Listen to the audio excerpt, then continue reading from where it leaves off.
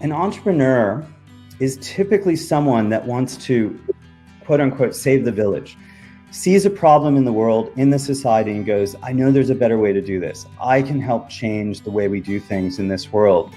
It could be an improvement in technology. It could be maybe it's funding a vaccine for the pandemic, the heroes that are going to do that. So it could be all sorts of things, but typically that entrepreneur has a vision. And if you think about it, the word project is projection, like projecting a vision of something out of your mind into the future. So projecting that is you might even say, like, the entrepreneur sometimes is called the visionary. So the person who has the vision of what could be if we did it some different way, or combining things in a different way. So if you think about the word project, it's like a project, like you're creating a project, projecting that into the future. The hero's journey is the journey you need to go on, not necessarily to create that thing, that is what you're going to do, but it's really the challenge around how you have to transform as a human, as a person, your beliefs about yourself, all of that internal stuff, how you have to transform that to meet that vision.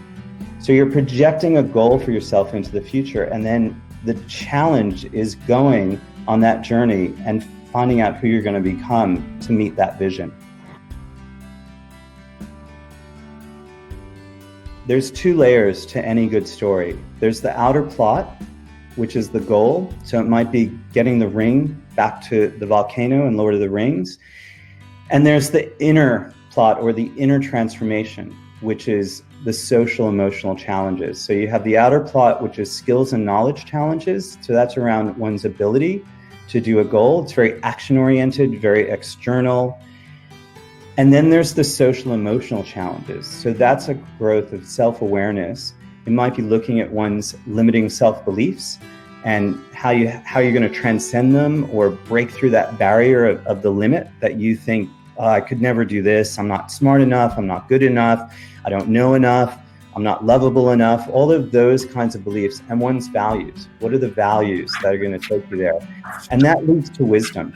So you kind of could see these two layers as the goal, which is around skills and knowledge and ability, is very mental type stuff, whereas the inner transformation is matters of the heart, the really internal stuff. So it's both marrying the mind and the heart.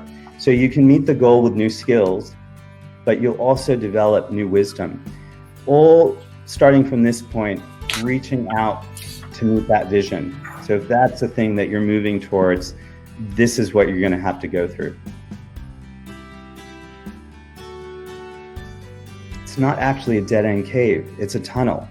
And there's light at the end of the tunnel. And so you have that dot of light to bring you through. There's some bit of hope. And then the light starts growing, and comes out. And so really, when you look at this yin and yang, this is the journey that is implicit in the cosmos that we're in. It's duality, positive and negative, and the balance and marriage and dance between the two.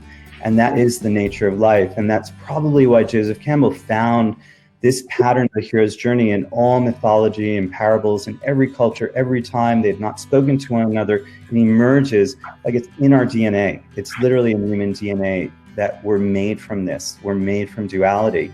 And so we're wired for it.